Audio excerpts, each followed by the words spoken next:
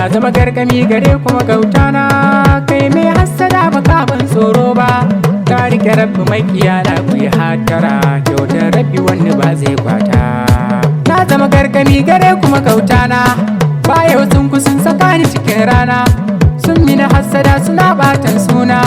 Inna yi wa musu hauyin kyarata, tun ban kai abin gani a yi kalla ba. Na zama garkami icen kiryagun maza, kunku nake zuwa na dan zauna na gaza. Na yi bidar ku ban kulawar ku ta yan maza, amma kun ka nuna ban isa kalla ba, har ma wansu sun ka nuna ban kai ba. Yadda ilahu yanni ba haka zai tsaro, shi ke raye dan icen da yake karo, rabbi ya raye dan icen da yake gero. Ina doka tambura ai sauraro, fannin waka wanda bai ban horo ba.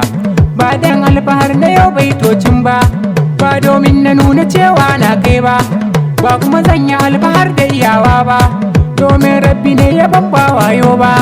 Haka ya so garan ba fa sauya min ba, bai da ni kuke yawan taɗi in na zo, har ku go ciki na sirri na zazzago. Na yi zaton ku ban kulawar ku a rayuwa, domin asalin bado shi ne kainuwa, ban san zuciyar ku kai wata gaba ba. Kunnuni na so gare na can baya, kin kan in zamo mawaki mai kwanya, ban muku laifuka ba kun ji wuyan baya, ba fari nake ba ko iskar karya, sharrin makiya ba zai cuta min ba. In nai sallama gare ni ku min shariya, in na shigo cikin ku sai ku yi mini dariya, haka ya sani ni da ku mu kai wariya.